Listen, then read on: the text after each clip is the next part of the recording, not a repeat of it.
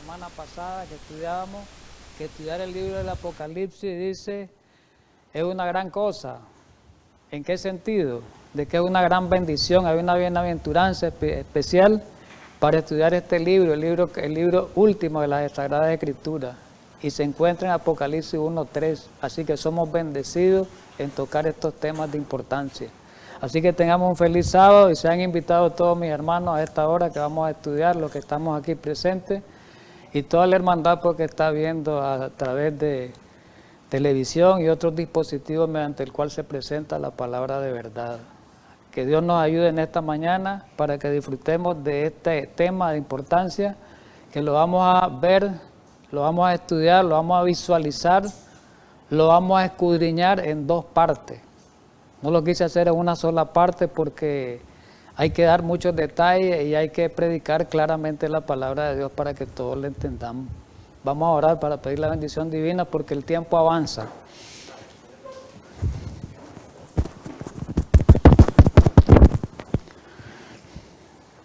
Bendito y amado Padre Celestial, muchísimas gracias en esta mañana porque el Dios de la misericordia nos tiene aquí.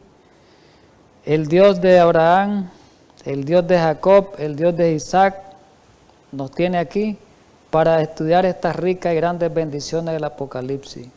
Gracias, Señor, por ese maravilloso plan de redención que tú tienes para con cada uno de nosotros. Ayúdanos para que nos acojamos a Él y podamos ser salvos.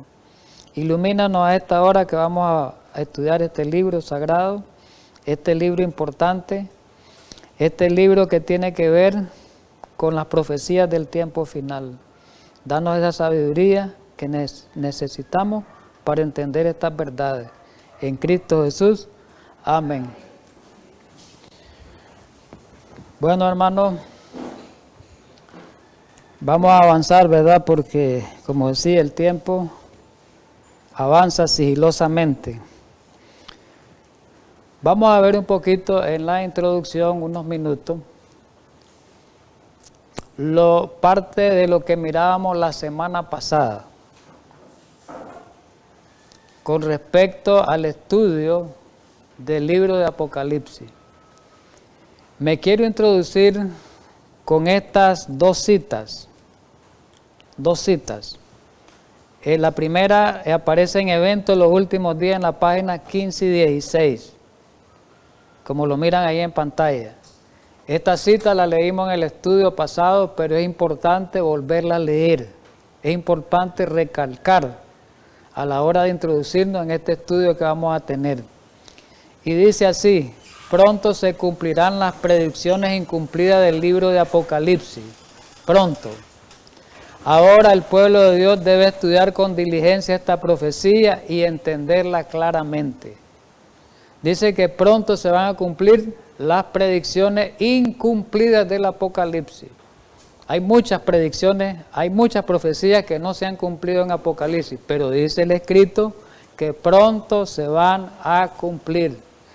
Ahora el pueblo de Dios debe estudiar con diligencia esta profecía. ¿Cómo debemos estudiar la profecía del Apocalipsis? Con diligencia, con premura, con fervor, con claridad y entenderla, no solo estudiarla, entenderla de una manera clara para poder explicarle a otro. Dice, no encubre la verdad, nos advierte con claridad diciéndonos lo que sucederá en el futuro. Avanza un poco, porque esto ya lo estudiábamos. Testimonios para los ministros, también la mencionamos en esa ocasión, página 113. Dice lo siguiente: cuando como pueblo comprendamos lo que significa este libro para nosotros, cuando como pueblo comprendamos lo que significa este libro para nosotros, se verá entre nosotros, entre el pueblo de Dios, se va a ver entre el pueblo de Dios un gran reavivamiento. Y por ende, si hay un reavivamiento, va a haber una reforma, va a haber un cambio, ¿verdad? No entendemos plenamente las lecciones que enseña, ¿quién? Apocalipsis. Por eso es que no ha habido un gran reavivamiento en el pueblo de Dios. ¿Por qué? Porque el pueblo de Dios, los adventistas del séptimo día, no hemos entendido plenamente las lecciones que nos muestra el Apocalipsis. Por eso no hay reavivamiento hasta hoy. Pero está predicho un reavivamiento, a pesar del mandato que nos fue dado de escudriñarlo y estudiarlo. Pero la pregunta es, esas dos citas, acabamos de leerlas, y estas dos citas nos están diciendo de que el Apocalipsis es un libro de importancia para este tiempo. Pero hay una pregunta que tenemos que plantearnos a la hora de explicar esto.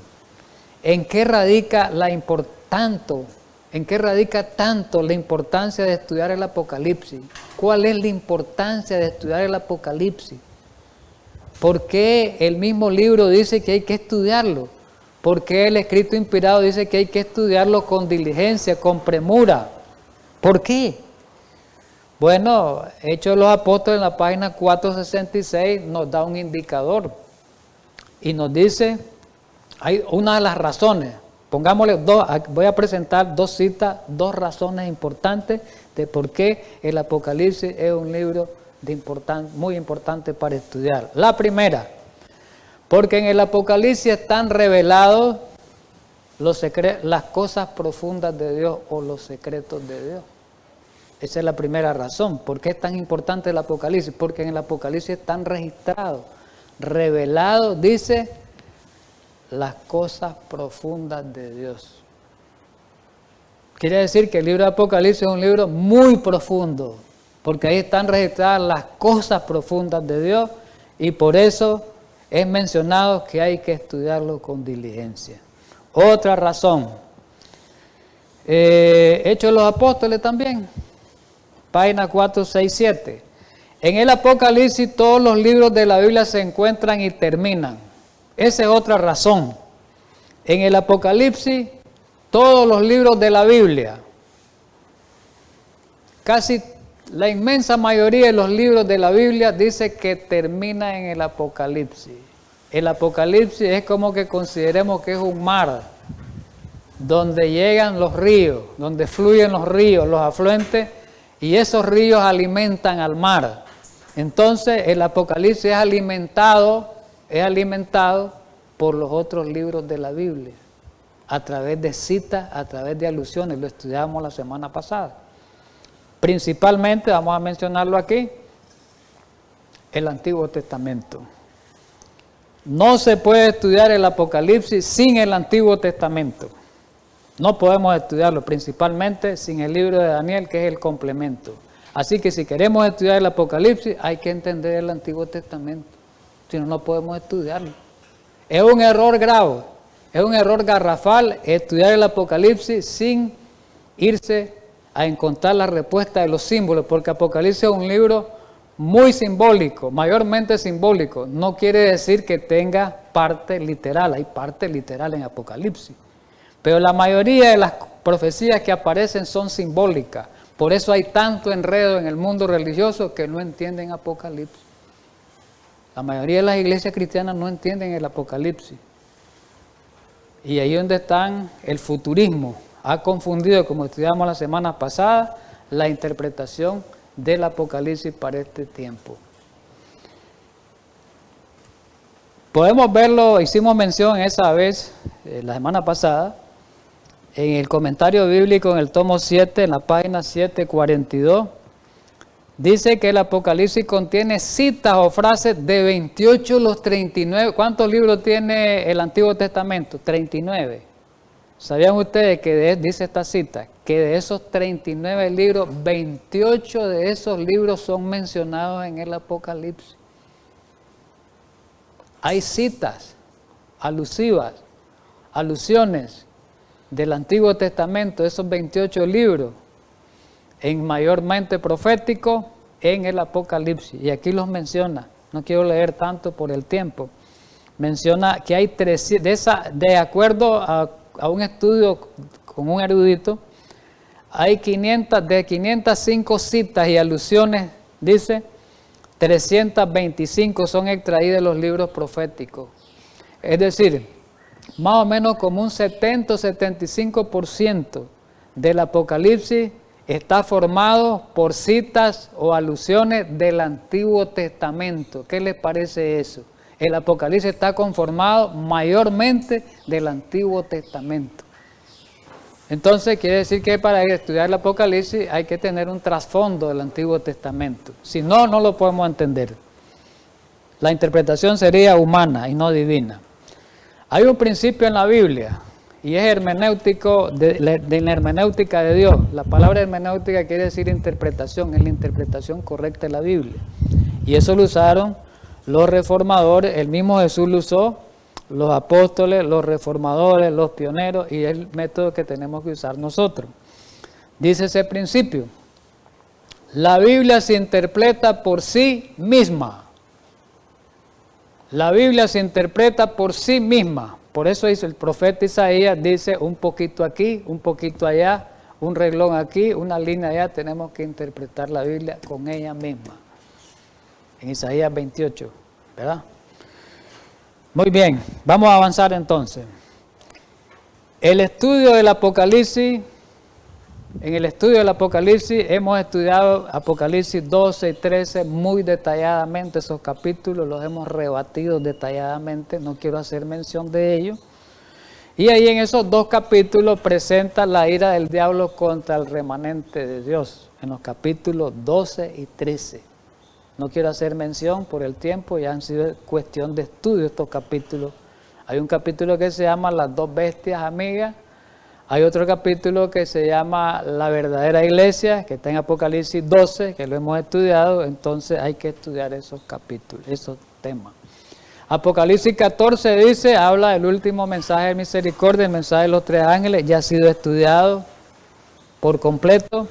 Y los capítulos 15 y 16 describen la ejecución de la ira de Dios, es decir, las 7 plagas, que también hemos estudiado bastante sobre eso, pero hoy vamos a tocar un punto o dos puntos de las plagas, como es la sexta y séptima plaga, que tienen que ver con el Armagedón. Por eso es que lo vamos a estudiar, vamos a tocar las plagas, porque estamos tocando el tema del Armagedón. En Apocalipsis 15:1 aparece, vi en el cielo, dice, otra señal grande y admirable, 7 ángeles que tenían las 7 plagas postreras, porque en ellas se consumaba la ira de Dios. Hace una mención nada más. Pero en Apocalipsis 16, del 1 al 21, detalla las 7 plagas postreras. Da un detalle, una descripción de cada una de las plagas, cómo se va a desarrollar. Vamos a leer el versículo 1, nada más. Y oí desde el templo una gran voz que decía a los 7 ángeles, id y derramar sobre la tierra las 7 copas de la ira de Dios. Las 7 copas de la ira de Dios son las 7 plagas. ¿Estamos de acuerdo? Las copas de la ira de Dios están registradas, como yo lo dije anteriormente, ahí aparece en imagen en Apocalipsis 16, del 1 al 21. A las 7 copas de la ira de Dios se le llama las 7 plagas postreras. Así se le llama. Pero la pregunta es, bueno, ¿qué son las 7 plagas postreras? La respuesta es, como ya lo hemos visto en otros temas, son los terribles juicios o los terribles castigos que Dios enviará a la tierra para aquellos que decidieron seguir a la bestia, a su imagen y a su asociado. Son los castigos específicamente para los que tienen la marca de la bestia en su frente o en su mano. Ya eso ha sido cuestión de estudio. Y la pregunta es, ¿por qué 7 plagas postreras? El término postrero implica que hubieron plagas antes de ella. ¿Cuáles fueron esas plagas que hubieron antes de estas 7 plagas postreras? La Biblia es clara. Hubieron otras plagas primeras antes que estas postreras, y eso fue en el tiempo de Israel. En el tiempo del Éxodo, todos recordamos, están descritas en el Pentateuco, en los libros de las 7 plagas postreras en el libro de Éxodo. Y ahí habla de las 10 plagas. Ahí hablan las de 10 plagas. Hoy es 7 plagas y ahí fueron 10 plagas, ¿verdad? Culminando todas esas plagas que aparecen, mención, no quiero detallar, ahí tienen imagen, la de la sangre, las ranas, los piojos, hasta llegar al granizo, úlcera, hasta llegar a la muerte de los primogénitos, que fue la última. Bien, pero vamos a las plagas de Apocalipsis, apocalíptica. En Apocalipsis 16, como decía, detalla, describe cada una de las plagas. Por ejemplo, la primera plaga la describe en el verso 2 como la úlcera maligna. En el verso 3, el mar se convierte en sangre. En el verso 4, los ríos también en sangre, agua dulce. En el verso 4, en el verso 8, el sol quema, la plaga del sol que va a quemar. En el 9, las tinieblas que caen sobre el trono de la bestia. En el versículo 10, en el versículo 12, el secamiento del Éufrates y la batalla del Armagedón, que va del versículo 13 hasta el 16, y la última plaga, que es el terremoto y granizo, los versículos 18 al 21 de Apocalipsis 6. Muy bien, para entrar al tema que queremos estudiar, tenemos que ver qué ha ocurrido durante esas 5 primeras plagas. Durante esas 5 primeras plagas ocurrieron cosas muy serias en el planeta, destrucción. Dice que sufrieron la parte de la humanidad las úlceras dolorosas, agotamiento de agua, sufriendo el intenso calor, produciendo sequía, sufriendo hambre por la sequía y las tinieblas y oscuridad física. Y aquí Elena White, en el conflicto de los siglos, en la página 686 y 687, ahí describe ella estas primeros 5 plagas. No lo voy a leer literal por el tiempo, y comienza a describirla a ella. Ahí dice: vino una plaga mala y dañosa sobre los hombres que tenían la señal de la bestia y sobre los que adoraban su imagen, y comienza a hacer la descripción. Me interesa la parte que está en rojo. Y cuando ella describe esas plagas, las 4 primeras, estas plagas no serán universales, dice esas primeras. Es más, las primeras 5. Pues de lo contrario, los habitantes de la tierra, ya eso lo estudiábamos la otra vez, serían enteramente destruidos. Entonces dice que estas plagas no van a ser universales, porque si no devastaría el planeta. Van a ser locales estas primeras. Pero sí quiero decirle de que la 6ª y 7ª plaga sí son mundiales. Eso sí, las 2 últimas son mundiales. Las primeras no son mundiales, pero las primeras 5, pero las 2 últimas sí son mundiales. ¿Estamos entendidos? Vamos a leer en el contexto de la 6ª plaga. Apocalipsis 16, del 12 al 16, en el contexto de la 6ª plaga, porque ahí aparece. ¿Por qué vamos a leer esta plaga? Porque ahí aparece lo que vamos a estudiar, lo que es el Armagedón. Entonces tenemos que tocar esta plaga. El Armagedón tiene que ver con la 6ª y 7ª plaga. Las 2 plagas. Hay que estudiarse para entender el Armagedón. Muy bien. Versículo 12 de Apocalipsis 16. El 6º ángel derramó su copa sobre el gran río Éufrates. Esto es importante. Y el agua de este se secó, para que estuviese preparado el camino a los reyes del oriente. Todo esto es símbolo, hermano. Hay que descifrar estos símbolos. Por eso es importante el estudio del Antiguo Testamento, como decía. Sin el Antiguo Testamento no podemos descifrar estos símbolos. Y vi salir, versículo 13, de la boca del dragón, de la boca de la bestia, de la boca del falso profeta, 3 espíritus inmundos a manera de rama. Pues son espíritus de demonios que hacen señal y van a los reyes de la tierra en todo el mundo. Oiga bien, para reunirlo a la batalla de aquel gran día del Dios Todopoderoso. Versículo 15, he aquí yo vengo como ladrón, bienaventurado el que vela y guarda su ropa para que no ande desnudo y vean su vergüenza. 16, y los reunió en el lugar que en hebreo se llama Armagedón. Solo mencionamos los versículos. Muy bien. De acuerdo a estos pasajes que estamos estudiando, En estos pasajes tenemos que identificar muchos elementos para poder entender el mensaje de estos pasajes. Uno de los elementos claves de identificar es el río Éufrates. ¿Qué papel juega en la profecía? Ahora cumple el río Éufrates. ¿Qué papel cumple Babilonia en la profecía? Babilonia no existe. ¿Por qué menciona Apocalipsis Babilonia? Eso tenemos que saber entenderlo. ¿Por qué menciona el Éufrates? ¿Qué significa el hecho que el río se seque? Es importante esto. ¿Quiénes son esos reyes del oriente? ¿Cómo identificar los tres espíritus inmundos a manera de rana? ¿Qué significa el que viene como ladrón y qué es el Armagedón? Tenemos que partir de algo para entender todos estos símbolos, todas estas cosas descritas que no las podemos entender así tan fácilmente. Vamos a partir de un principio bíblico, ¿verdad? Y de un principio que el Espíritu de Profecía también lo aplica. Eclesiastés 3:15 dice, aquello que fue, ya es. Oiga bien, aquello que fue pasado, ya es. Y lo que ha de ser futuro, fue ya. Qué importante. Y Dios restaura lo que pasó. ¿Qué me está diciendo este pasaje? Que hay cosas antiguas que se van a volver a repetir. Hay historias antiguas de la Biblia, conflictos antiguos que van a volver a repetirse. ¿Estamos de acuerdo?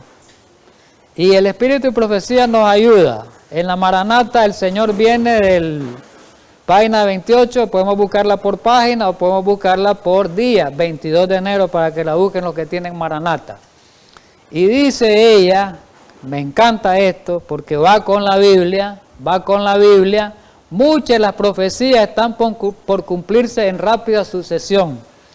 Todo elemento de poder está por ser puesto en acción y aquí viene la clave en rojo. La historia pasada se repetirá. Lo acaba de decir la Biblia ahorita.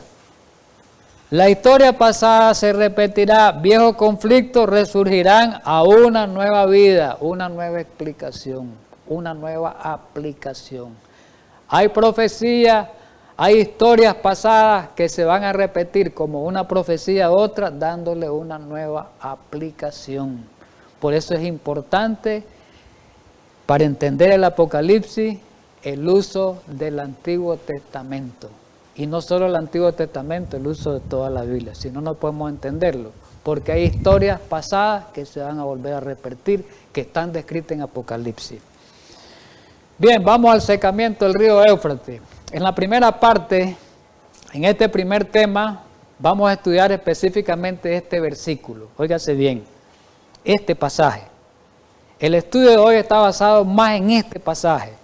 Y vamos a identificar todos los términos que aparecen ahí y cómo se aplican hoy, cómo se interpretan hoy ese pasaje, hoy en este tiempo en el libro de Apocalipsis. Apocalipsis 16:12 repitiendo. El sexto ángel derramó su copa sobre el gran río Éufrates y el agua de del río Éufrates, se secó para que estuviese preparado el camino a los reyes del oriente.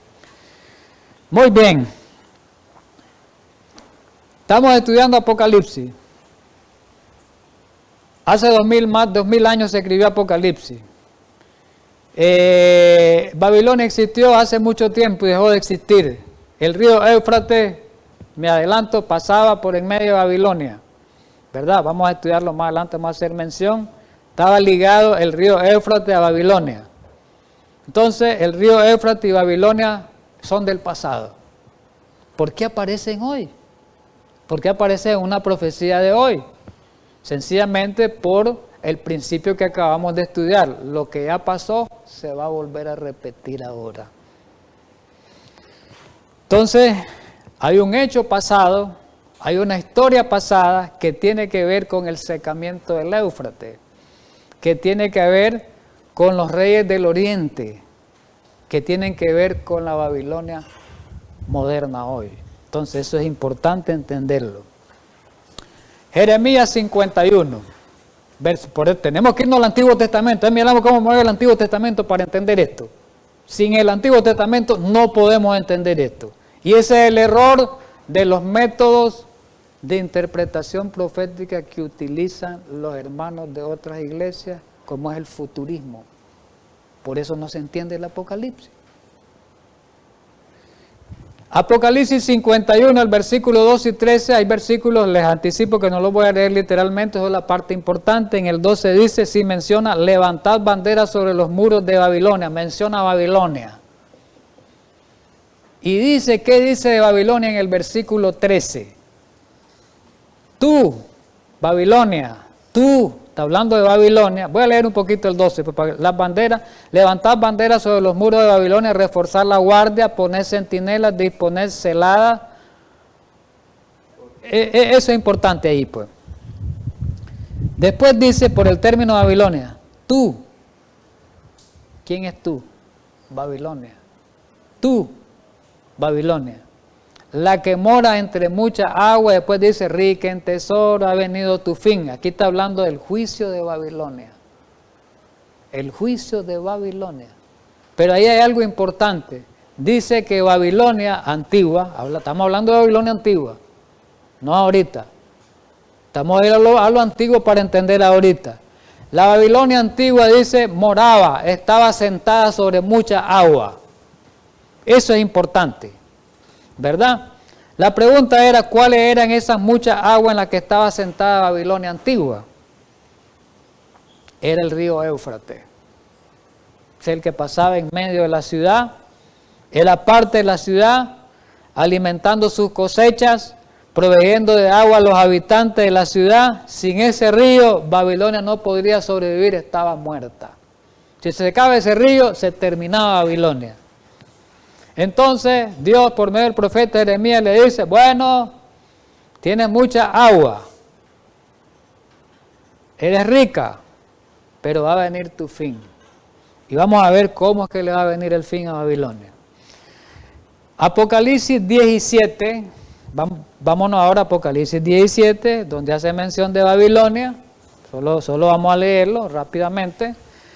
Y del 1 al 5 dice, le hemos leído mucho este capítulo, y vi uno de los 7 ángeles que tenían las 7 copas y habló conmigo diciéndome, ven acá y te mostraré la sentencia contra la gran ramera. Y esa gran ramera está sentada sobre ¿qué?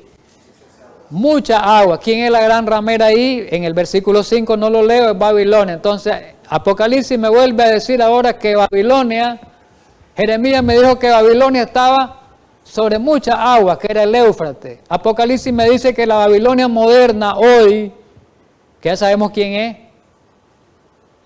todo el sistema babilónico ya sabemos quién es. ¿Sabemos quién es? Claro, el papado, y dice la Babilonia grande y es madre de la ramera.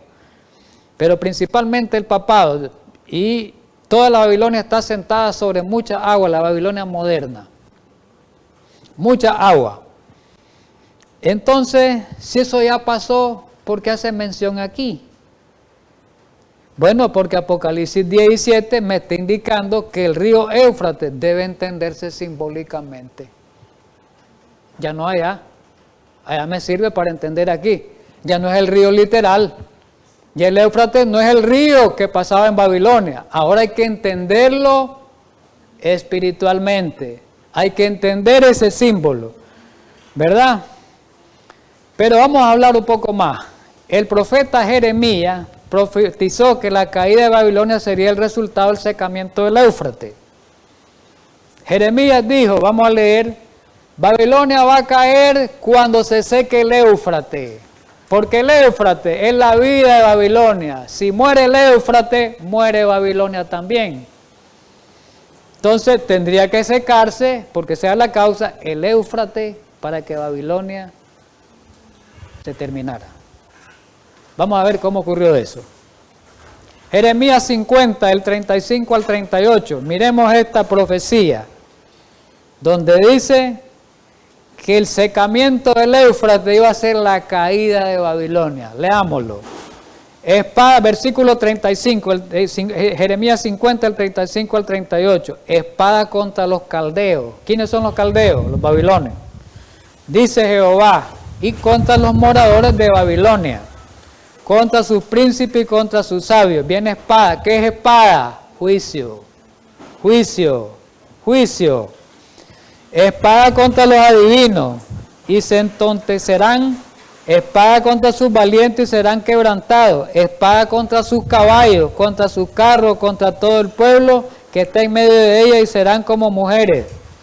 Espada contra sus tesoros y serán saqueados. La clave, 38.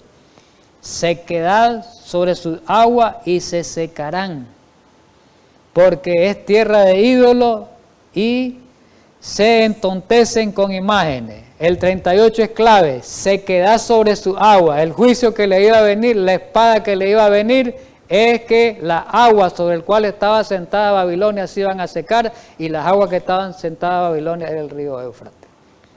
¿Estamos de acuerdo? Jeremías 51:36. Miremoslo cómo lo describe. Qué lindo es estudiar esta parte del Antiguo Testamento para entender el Apocalipsis. El 36 dice: por tanto así ha dicho Jehová, he aquí yo juzgo tu causa, Babilonia, y haré tu venganza, y secaré su mar. Oiga, secaré su mar y haré que su corriente quede seca. Y será Babilonia montones de ruinas cuando se seque su mar. Se acabó Babilonia. ¿Cómo ocurrió eso? Vamos a detallarlo. Había una profecía de hace ya más de 100 años antes que se cumpliera la caída de Babilonia. Oiga bien, una profecía de más de 100 años descrita por el profeta Isaías, registrada en el capítulo 44, el versículo del 26 al 28, vamos a leer nada más. Y ahí decía, ahí mencionaba, y después vamos a leer Isaías 45, del 1 al 4, y ahí se menciona quién iba a ser el instrumento que iba a provocar la caída de Babilonia, con nombre lo menciona. ¿Quién iba?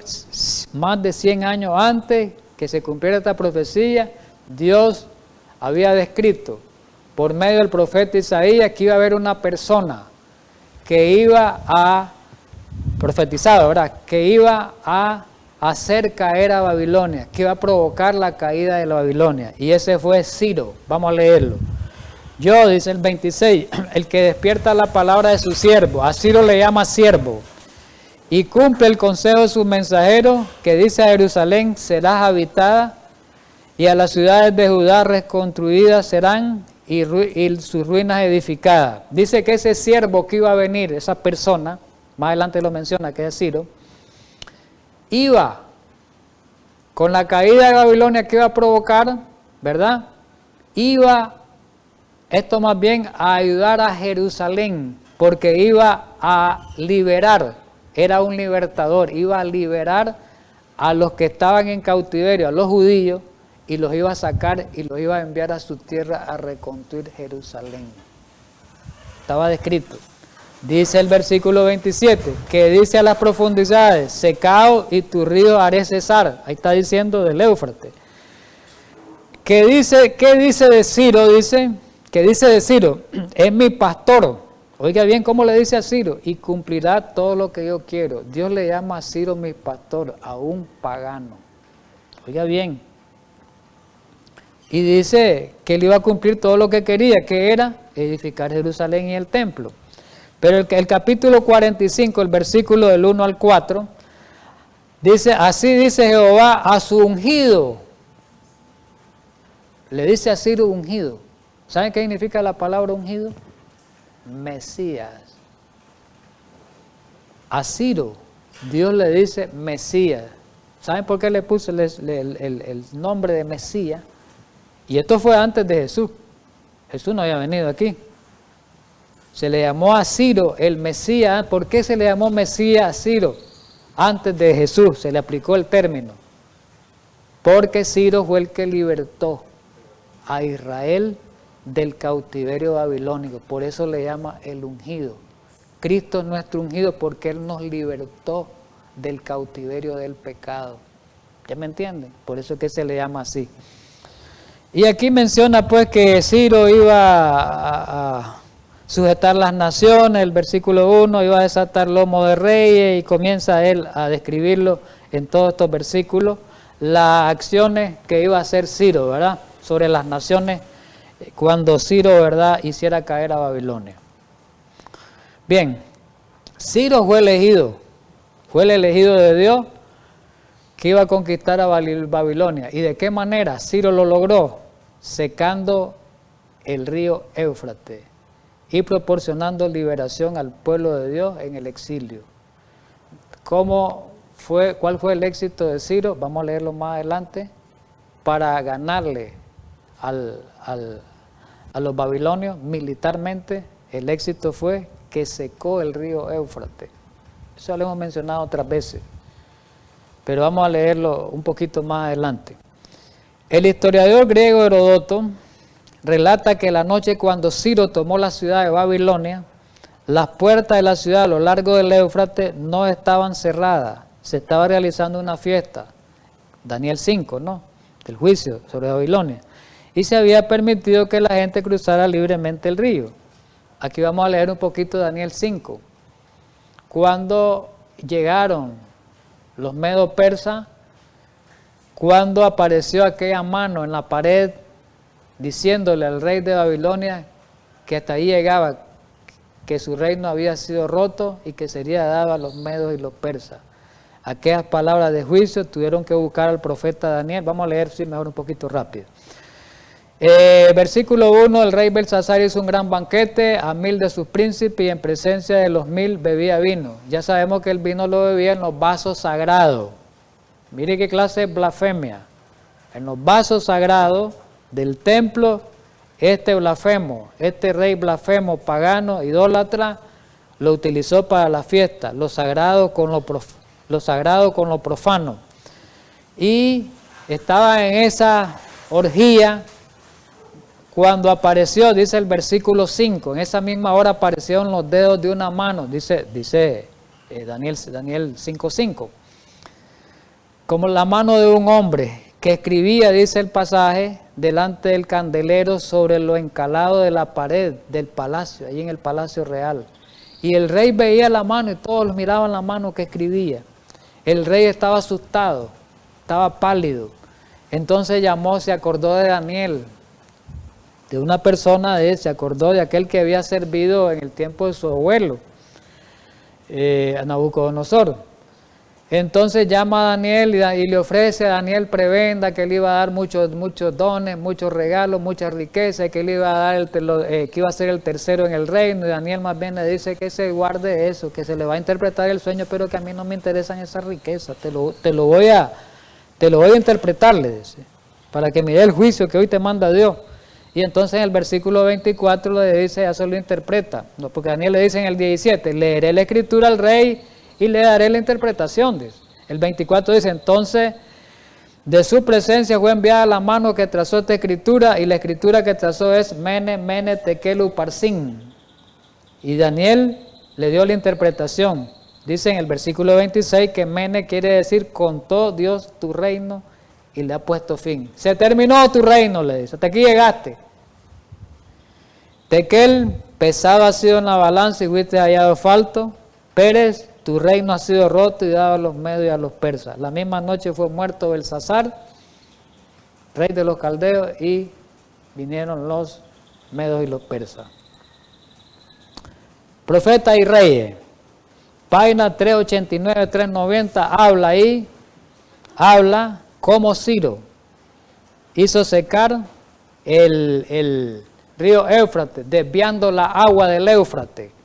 Al secar el río Éufrates, que pasaba por la ciudad, al quedar seco, se abrieron unas compuertas que habían ahí, y entonces pudieron penetrar los soldados fácilmente a la ciudad, y más bien hallaron hasta la puerta abierta y lograron ellos penetrar y lograron su objetivo, pues matar al rey y capturar el palacio y capturar la nación.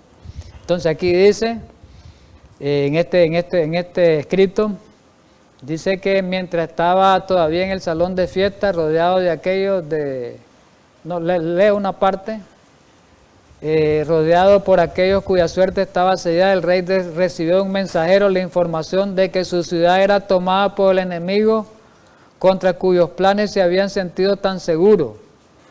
Bueno, quiero recordarle La ciudad de Babilonia era una ciudad tan segura que era imposible humanamente penetrar a esa ciudad. Sus paredes eran demasiado fortificadas. Según se dice que la pared creo que tenía casi como 10 metros de ancho una pared. Más o menos. Como 10 metros de ancho tenía. ¿Se imagina usted una pared de 10 metros de ancho? ¿Cuándo iba a penetrar?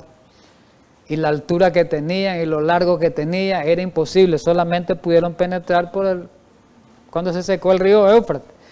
Y dice aquí, aún mientras él y sus notables bebían en los vasos, ¿verdad? Sigo la lectura, sagrado, y alababan a sus dioses de plata y de oro, los medos y los persas, habiendo desviado el curso del Éufrates, por Ciro, ¿verdad?, penetraban en el corazón de las ciudades prevenidas. El ejército de Ciro estaba ya en pie de las murallas del palacio. Y la ciudad dice que se llenó de soldados y vino un nuevo monarca extranjero que se sentó en el trono. Pues no leo más, pues. Solamente eso es lo que quería leerle. Vamos a los reyes de Oriente. Los reyes del Oriente. ¿Verdad? Porque ahí está hablando de que cuando se secara el Éufrates, ese secamiento del Éufrates preparaba el camino a los reyes del Oriente.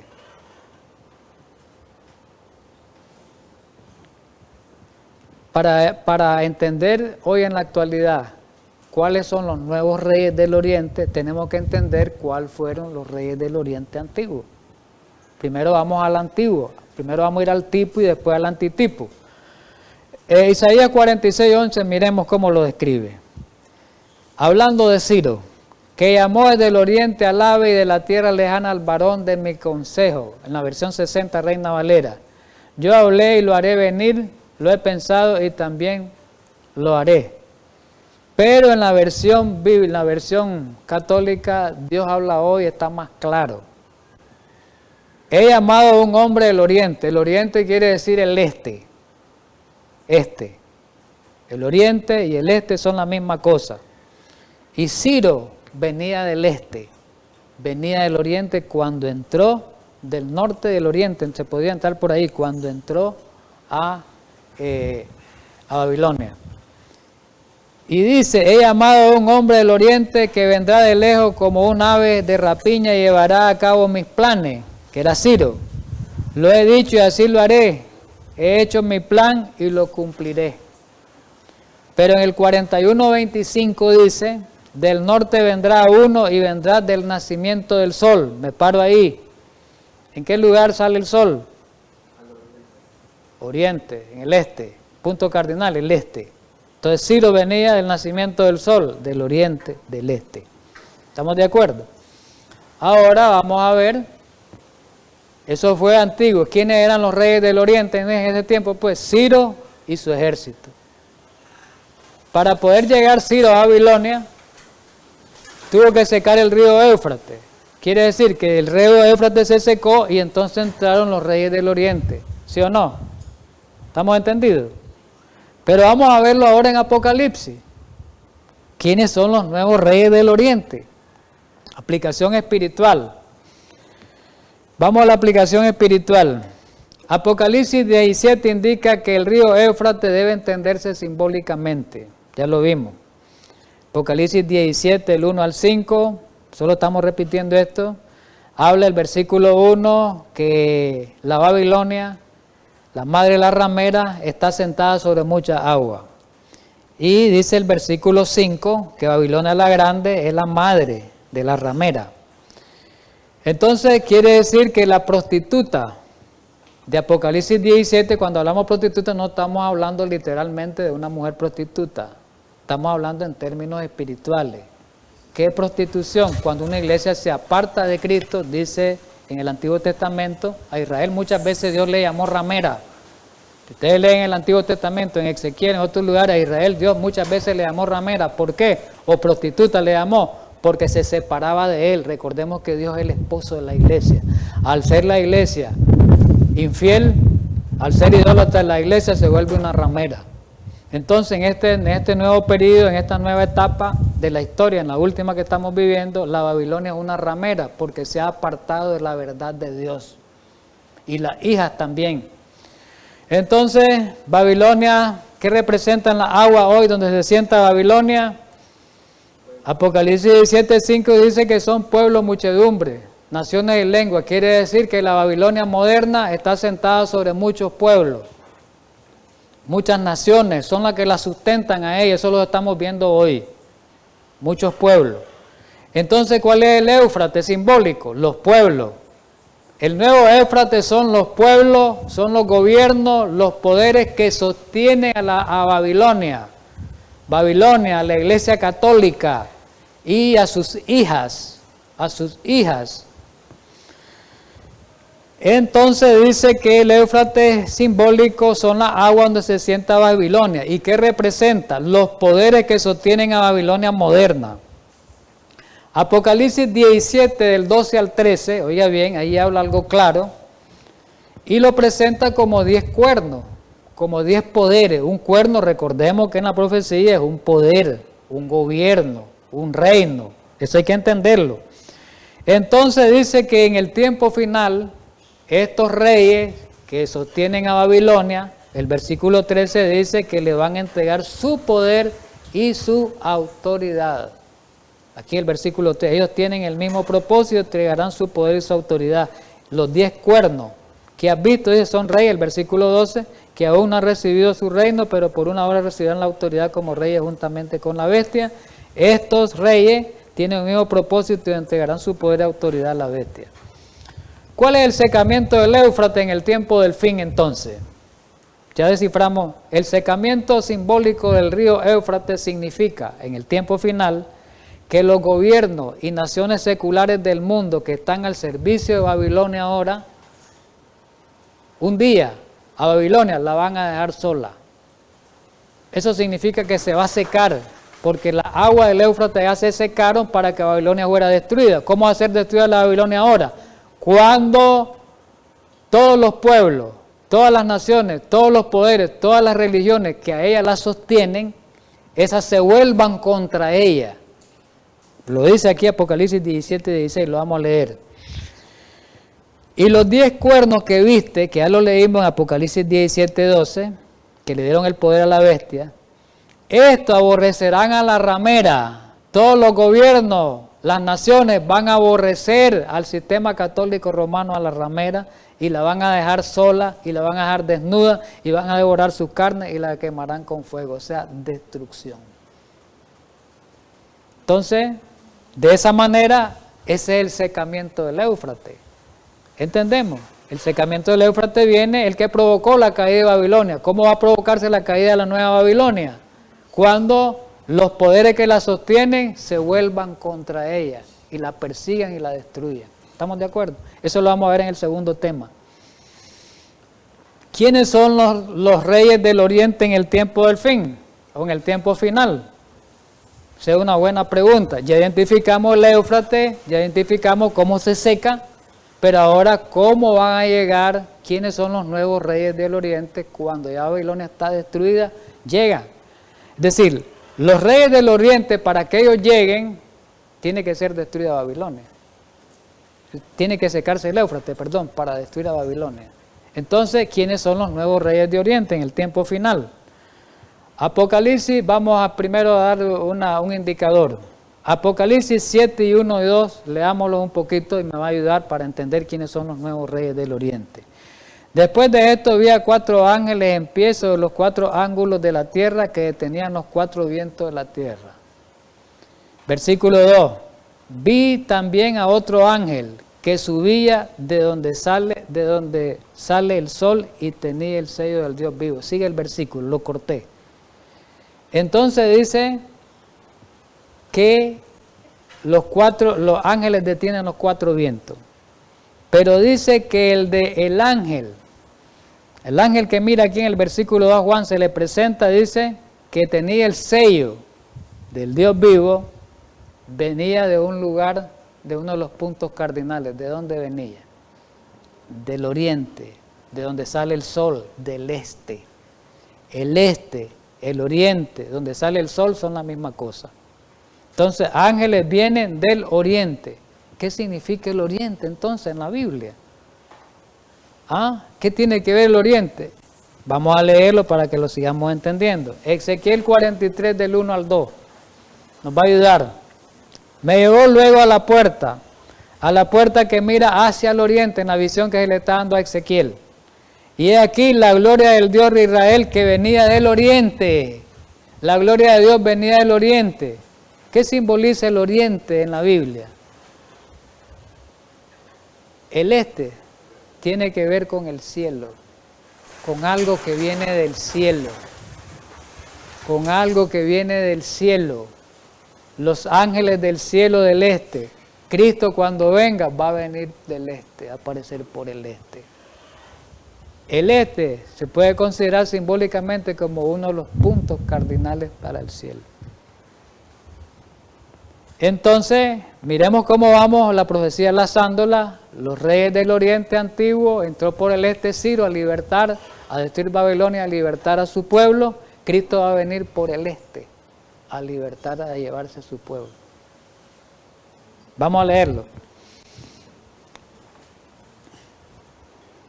Vamos a leerlo. Apocalipsis 19. Cristo viene del este, ¿verdad? Porque en la Biblia tal vez leemos un pasaje más después. Apocalipsis 19, del versículo 11 en adelante, está hablando el tema de la segunda venida de Cristo. Si ustedes lo estudian bien, ahí viene la descripción. Del 11 en adelante. Yo aquí lo llevo hasta el 15, pero es más, ¿verdad? Y dice en el versículo 11, este es muy simbólico. Aquí tiene muchos símbolos que hay que interpretarlo. Entonces vi el cielo abierto y he aquí un caballo blanco y el que lo montaba se llamaba Fiel y Verdadero y que con justicia juzga y pelea. Sus ojos eran como llama de fuego y había en su cabeza muchas diademas y tenía un nombre escrito que ninguno conocía sino él mismo. Versículo 13. Estaba vestido de una ropa teñida en sangre y su nombre es el Verbo de Dios. Versículo 14, importante.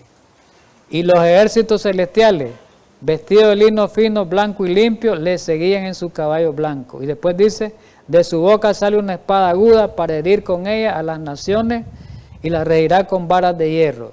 Después sigue describiendo cómo Cristo, más después en la segunda parte que estudiamos, vamos a ver esa parte cuando Cristo derrota a la bestia, derrota al falso profeta, ¿verdad? Y ejerce el juicio sobre la bestia y el sistema babilónico. Entonces, los nuevos reyes del oriente, ¿quiénes son? Jesús y sus ángeles. Jesús y sus ángeles son los nuevos reyes del oriente, Apocalipsis 16. Oye los testimonios, tomo 3, página 14 para ir terminando. Pronto se ha de pelear la batalla del Armagedón. Aquel dice, sobre cuya vestidura, lo que acabamos de leer ahorita, está escrito el nombre de Rey de Reyes, Señor de Señores, ya sabemos quién es, Jesús, ha de encabezar pronto los ejércitos del cielo. Jesús y los ángeles, los ejércitos del cielo, son los nuevos reyes de Oriente, que vienen a liberarnos, a libertarnos a nosotros y vienen a ejercer juicio sobre Babilonia cuando se dé el secamiento del Éufrates simbólico, espiritual, que hemos estudiado. Así que, mi querido hermano, tengamos un feliz sábado, preparémonos para la segunda parte, porque esto continúa. La segunda parte, este prácticamente como un corte. Esto continúa en la segunda parte, que también va a revestir mucha importancia, porque vamos a entrar ya de lleno a lo que es el Armagedón, ¿verdad? Teníamos que estudiar esta parte primero para entender la otra parte. Vamos a pedir la bendición divina.